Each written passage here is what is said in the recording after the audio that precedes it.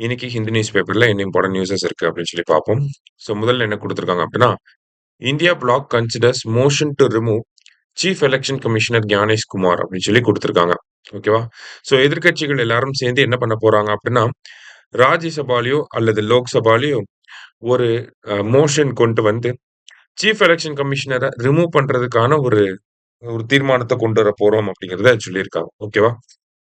So அதன் அடிப்படையில பார்க்குறப்ப, ஒரு சீஃப் எலக்ஷன் கமிஷனர நம்ப எப்படி ரிமூவ் பண்ண முடியும் அப்படிங்கிறத தெரிஞ்சுப்போம். சரிங்களா? ஸோ ரிமூவல் ப்ரொசீஜர் அப்படிங்கிறத பார்த்தீங்கன்னா, எப்படி ஒரு சுப்ரீம் கோர்ட் ஜட்ஜ நம்ம ரிமூவ் பண்ணுவோமோ, அதே மாதிரியான ஒரு ப்ரொசீஜர் தான் யாருக்கும் இருக்கு. சீஃப் எலக்ஷன் கமிஷனருக்குமே இருக்கு. ஓகேவா? இப்போ ஒரு சுப்ரீம் கோர்ட் ஜட்ஜ நம்ம எப்படி ரிமூவ் பண்ணுவோம்? ஒரு மோஷன் கொண்டு வரணும்.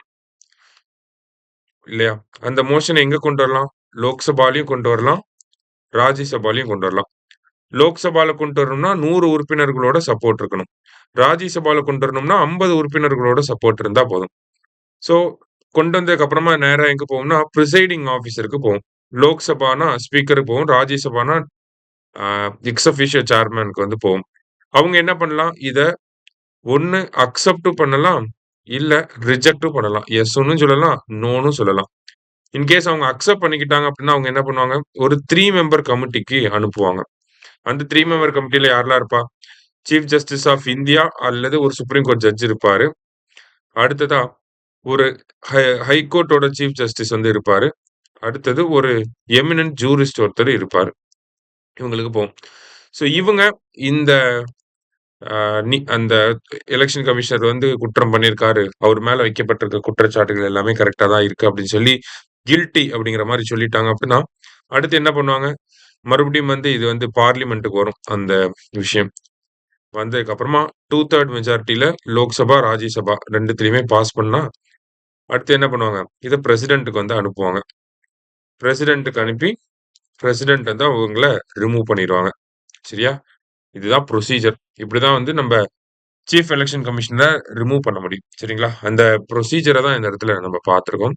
ஏன்னா, இது ரிலேட்டட் டூ அப்படியே டைரக்ட்டா பார்த்தீங்கன்னா, சுப்ரீம் கோர்ட்க்கு ரிலேட் ஆன மாரி இருக்கும். அதே மாரி அதுல ஒரு வார்த்தை குடுத்திருப்பாங்க. பிரசிடென்ட் தான் வந்து ரிமூவ் பண்றாரு. Election commissioner does not hold office during the pleasure of the president அப்படின்னு சொல்லி சொல்லியிருப்பாங்க. ஓகேவா? ஸோ இந்த மாரியான விஷயங்கள்லாம் நம்ம கொஞ்சம் நல்லா பார்த்து வச்சுக்கணும். ஸோ சுப்ரீம் கோர்ட்டோட அந்த ரிமூவல் தான் சுப்ரீம் கோர்ட் ஜட்ஜஸோட ரிமூவல். பொதுவா ஜட்ஜஸோட ரிமூவல் எப்படி இருக்கோ, அதே மாரி தான் எலக்ஷன் கமிஷனர்ஸோட ரிமூவலும் இருக்கும். சரியா? அத பார்த்து வச்சுக்கோங்க. ஸோ எலக்ஷன் கமிஷன் ரிலேட்டடா நெறைய கான்ட்ரோவர்சிஸ் வந்துட்டே இருக்கு. ஸோ அதனால கண்டிப்பா எலக்ஷன் கமிஷன எக்ஸாம் போறதுக்கு முன்னாடி ஒரு டைம் நல்லா படிச்சுட்டு போயிருங்க. சரியா? டாப் டூ பாட்டம் எல்லாத்தையும் நல்லா படிச்சிடணும்.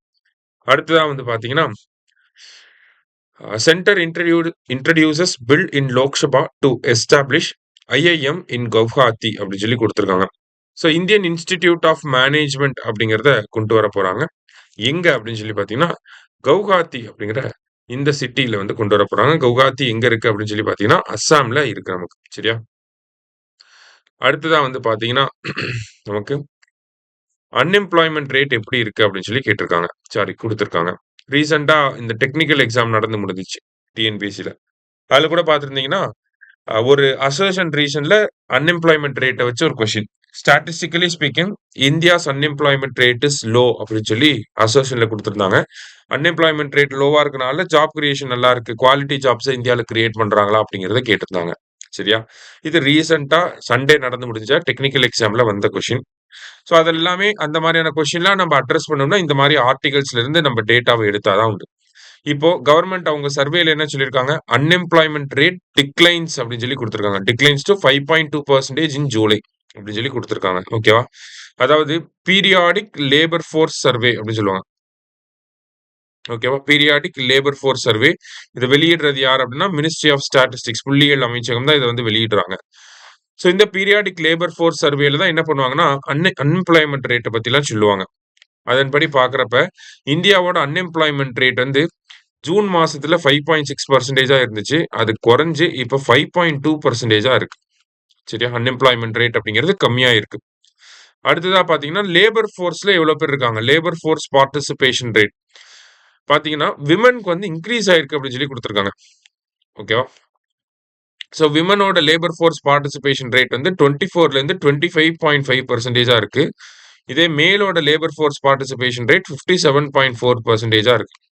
ஸோ இந்த இடத்துல ஒரு ஜெண்டர் இன்ஈக்வாலிட்டி இருந்தாலுமே 2 இடத்துலயுமே லேபர் ஃபோர்ஸ் பார்ட்டிசிபேஷன் ரேட் அப்படிங்கிறது இன் பிராடர் டெர்ம்ஸ்ல பார்க்குறப்ப 2மே இன்க்ரீஸ் ஆயிருக்கு அப்படிங்கிறத குடுத்துருக்காங்க.